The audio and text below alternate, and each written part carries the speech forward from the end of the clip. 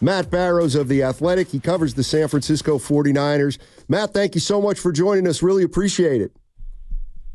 Thanks for having me on, guys. Absolutely. I guess I'll just start with, even though I heard Kyle Shanahan post-game talk about playing Brock Purdy, why do you think Kyle Shanahan played Brock Purdy yesterday without any of his weapons?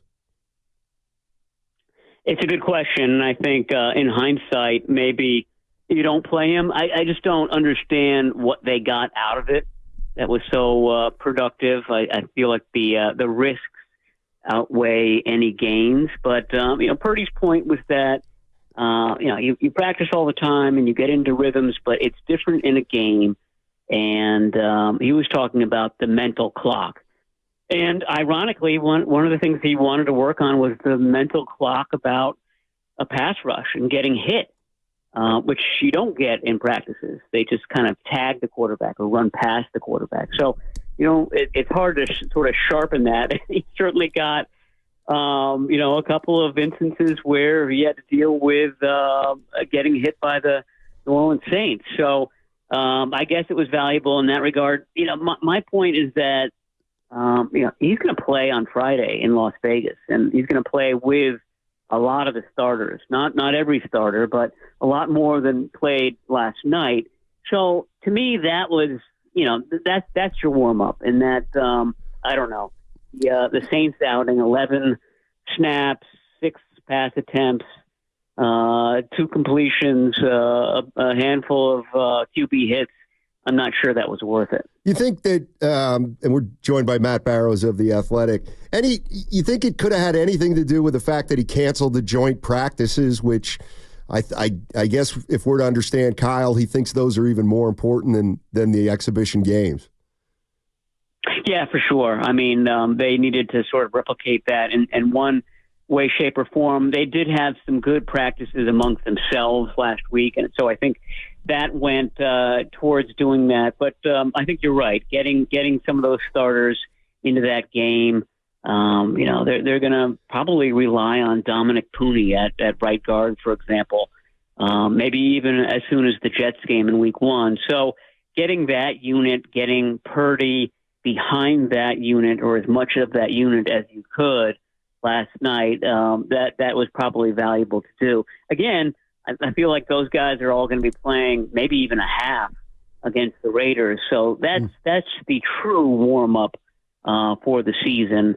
And like I said, maybe the risk of Purdy not having full complement of offensive linemen, the full complement of weaponry, didn't really kind of justify him being in that game. Yeah, I'm going to agree with you, Matt. I just thought it was a little perplexing and confusing, specifically with the protection and the offensive line. And it did make me just think about the absence of one Trent Williams. I mean, do you feel like, not necessarily this game in a vacuum, but with what else has been going on at practice and kind of their not being as deep up front, does it highlight even more how much they need a guy like Trent Williams? And do you feel like the Niners would be any closer after this game, or do you feel like Trent has more reason to just kind of dig in and ask for whatever he wants after watching that performance? Yeah, I mean, I don't know if he has more clout now. I mean, this guy is as well respected as anybody in the NFL, certainly when it comes to offensive linemen. So I don't know if it increases at all. I think the timing of it increases. You're now, we're going to be, I guess tomorrow would be 1 week from when you have to start making your big roster decisions. They pare the roster down to 53 men on the 27th, and then basically it's 2 weeks from that point until the start of the season. So getting Williams in and getting him enough runway so that he's ready to go. He's ready to play. I mean, Chris Verster has talked about that since July, is that these guys need to get as many snaps as possible, not just be sharp, but to be conditioned enough to withstand the strain of that first game. You really can't replicate that at all. And he said that first series, the first game, especially for the offensive linemen, is extremely taxing. So I would imagine that's doubly so for somebody like Williams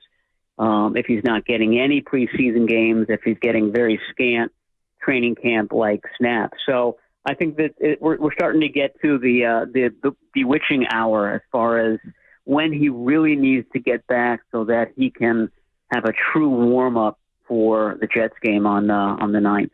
Matt Barrows joining us on 95.7 The Game. All guests on 95.7 The Game appear on the River Islands guest line. So Brandon Ayuk and Trent Williams aren't practicing. One's there, one's not, and it feels like there's been a lot of ups and downs to all this in terms of the situation. But it feels like to me, as an outsider, that there's more optimism now that they will have both these players, and I have no real reason to believe that other than kind of what's coming from the writers and the media. Is that your sense too, or would you say not so fast? Yeah, I would say the closer we get to the season, the more or the less likely the Steelers would be to want to pull off a trade. Just because, Ayuk would have to get up to speed with their system. He doesn't know their quarterbacks, this, that, and the other. So I would say that diminishes a little bit over time. So, in that way, I think this sort of, continuing in this state of limbo kind of edges it ever so slightly towards the 49ers. But, it's been in this situation for a while now, and they can't find that common ground. And Ayuk seems perfectly prepared to dig in. So I don't know if we eventually reach a state of exasperation where the 49ers, look again at what the Steelers are offering and they pull the trigger. This has been a stalemate for a while now. And I would say that the 49ers argument would be it's been sort of in this realm for, they might be edging it towards the goal line a little bit, but boy, it's been much more difficult and with little change than they had anticipated. Matt, what have you gleaned from the first game of the preseason to the second? Where have you seen the most growth from these 49ers, outside of, looking at basically the big name players, outside of taking Purdy away from this? What have you learned from the first two games of preseason watching this team? I think the wide receiver position has started to take shape a little bit. I think that they drafted Jacob Cowing, who really had a nice game last night, with a thought that he could be their punt returner.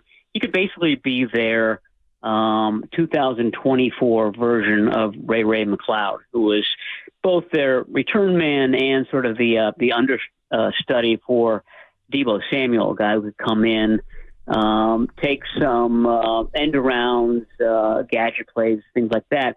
The difference is that Cowing is really a burner. And we saw that on that 19-yard end around in the third quarter. The Saints had that stopped dead to right. They had that snuffed out. He was still able to get around the outside and go up the sideline for 19 yards. So, we hadn't seen that from them. This is what the 49ers had projected when they drafted him in the fourth round in April. This last week in practice and then this game was the first time he's really been able to put that onto the field. So I think the 49ers are a little bit more reassured that that plan is still intact and that they can get away with that plan this season. I thought it was a good game for him. I thought it was a good game for a lot of the rookies. It was a big rookie contest. I think the game on Friday, like I said, will get more ones. It'll be basically ones and then bottom of the roster guys. This game last night was a lot of second stringers, which meant a lot of rookies playing a lot of snaps. Dominic Purdy looked good for the second straight game. I think they're more reassured with that right guard spot going to him against the Jets. I think that's a really big deal. Purdy just looks very consistent from practice to practice, from game to game. They got some nice snaps out of the other rookie offensive lineman, Jarrett Kingston. He was playing left guard for a big chunk of the first half, and seem to be fairly comfortable there. I don't think Kingston figures big into their plans for 2024, but he might for 2025, and this was a step in that direction. Matt Barrows joining us on 95.7 The Game, courtesy of the River Islands guest line. He works for The Athletic. He covers the San Francisco 49ers. Let me ask you, and because you had said this a few weeks ago on our station about, technically, I guess, Brandon Ayuk is hurt right now. That's why he's not practicing. If they don't come to terms with him in the near future and it extends into the season, what are the options the 49ers have? I mean, do they really think he's hurt? Do they think he's not hurt? Can they make him practice if they don't think he's hurt? Can he say, no, I'm really hurt? I mean, what are the options that both the player and the organization have? Well, I just said a week from Tuesday, they've got to trim their roster to 53 players.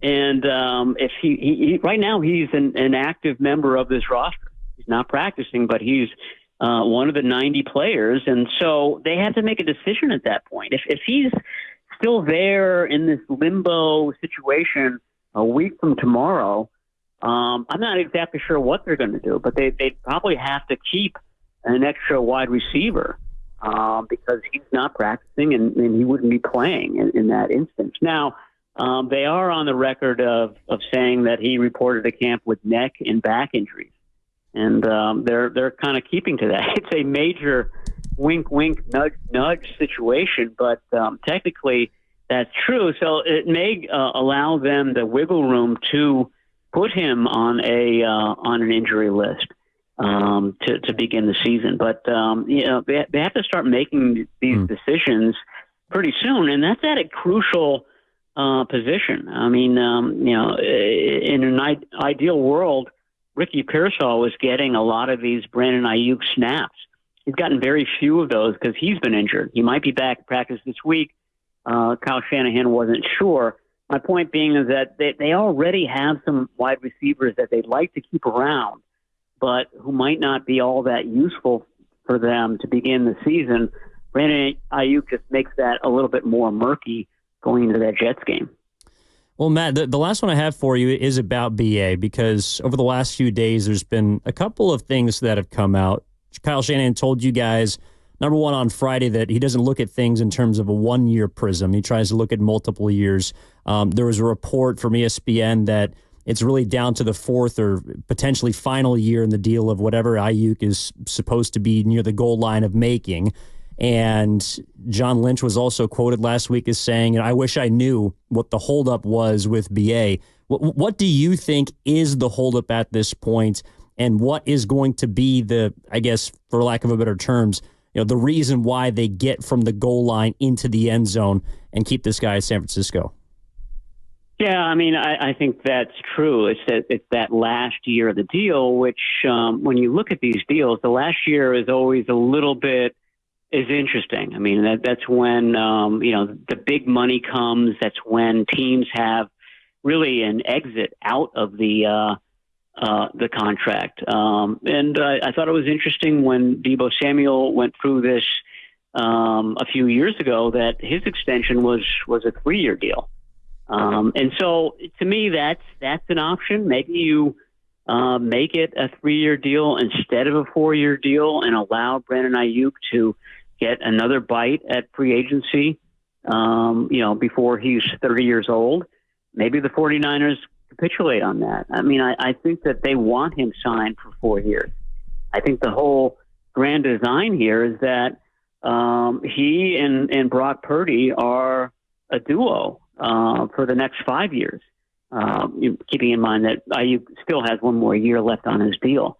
They match up very well. This is what kind of gives the 49ers optimism about that, about Purdy, about signing Purdy to a long deal. If they have Ayuk signed for another 4 years beyond this one, then they can, just kind of rest assured that that their quarterback that they're trying to sign to an even bigger deal is going to have that wide receiver for the long term. half a decade at least. So that's why it's critical. And you can see why Brandon Ayuk would be kind of fighting for it to be written a certain way. And you can see why the 49ers are holding firm on how they want that fourth year drawn up. So here we are still in this state of limbo, but at least it's down to that one item instead of, the contract as a whole. Yeah. Hey, Matt, thank you so much for joining us. Really appreciate it, and look forward to talking to you all season. Okay, sounds good, guys. Thanks for having me on. All right, that's